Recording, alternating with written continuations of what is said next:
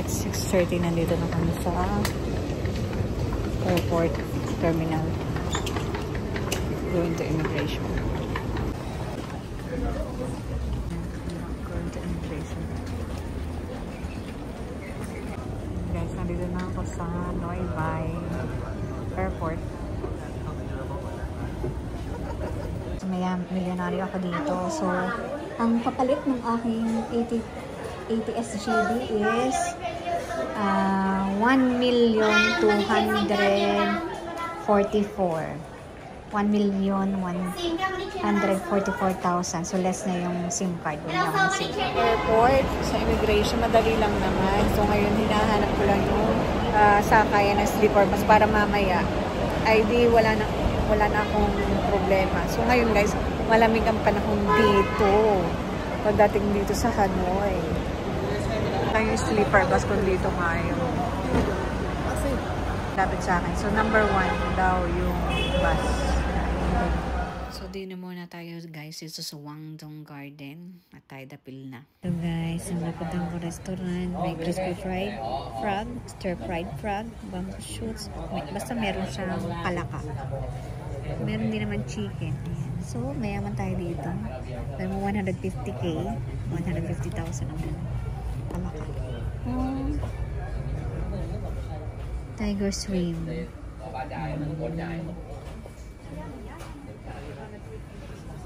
Chicken.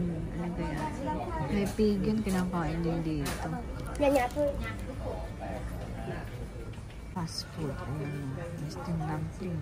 Fried chicken Thai na lang, 70k. Ito na lang. O, di ba ba? Fried chicken Thai, 90k. Ito na lang. Okay. 35,000 ang fresh orange juice. Ang juice watermelon. Avocados mo dito. Okay. Fresh lemon na lang. So na lang kami ni Tay kasi wala na daw yung chicken. So ang order ko na lang seafood fried noodles. Ito yan. Kakain niya yun guys. So marami naman akong kasama. Kanina mali yung Grab. Diyos ko kung saan ako pinunta nung Grab. Mali yung napupuntahan. Hindi rin uso dito ang Google Map. Abay, parang madilim na. Sabi ko doon sa driver kahit hindi kami magkaintindihan. Meron siyang ginagamit na parang pang-interpret. Sabi ko, hatid mo na lang ako yung malapit sa airport para mamaya pagkakain ko babalik din ako. Okay naman. Safe naman dito. Grab yung sinakyan ko. Nagbigay na lang ako ng, sabi niya magdagdag na lang daw ako ng tip na. Binigyan ko siya ng 22,000 daw. Diba? In peso or in SGD. Mga $1. O, diba la? Nalto. Lemon juice.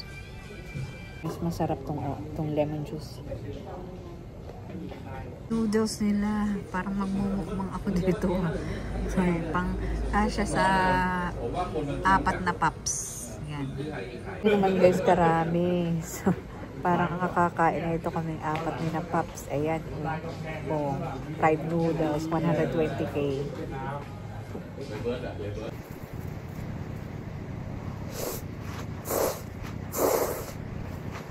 Maganda naman dito.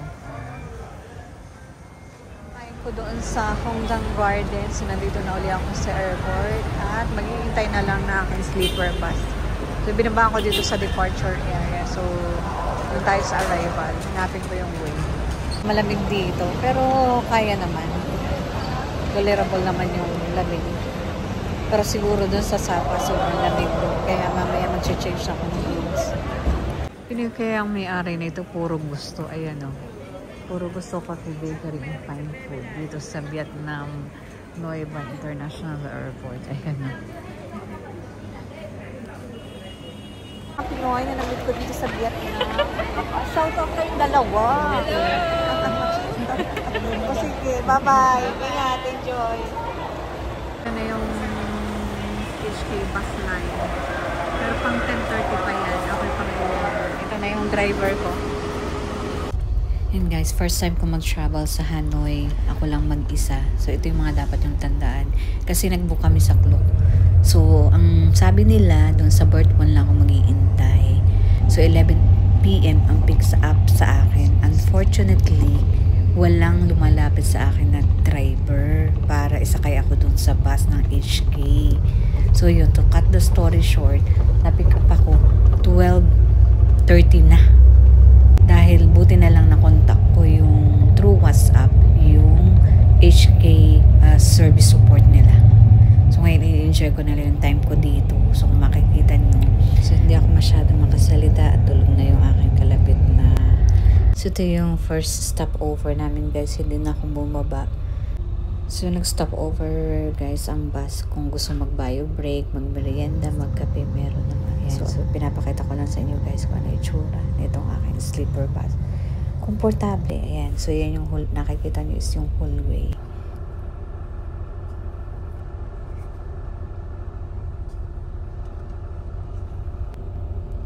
Ayan guys, makikita nyo sa ulunan ko merong charger. So pwede kayo mag-charge. May libreng water nga pala at saka wipes.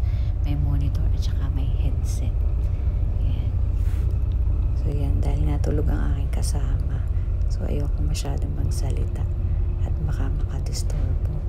So ikot ko na lang kayo. Ayan, ang itsura namin dito sa loob.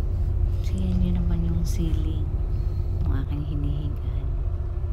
So pointing sa paa ko yung another TV. May aircon din, may lights. So nasa kompleto.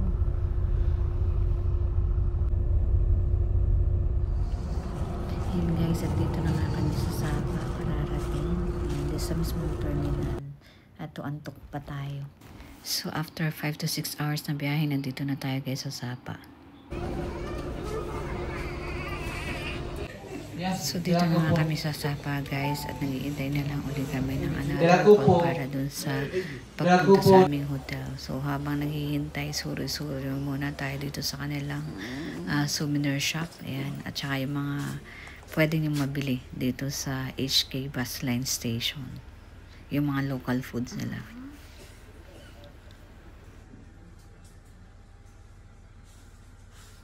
Local food. Wala akong makita ng taglia. Yung pinapahanap dito yun.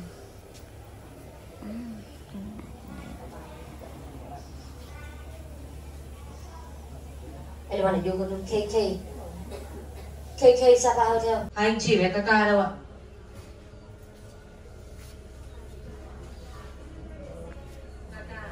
Coffee mocha.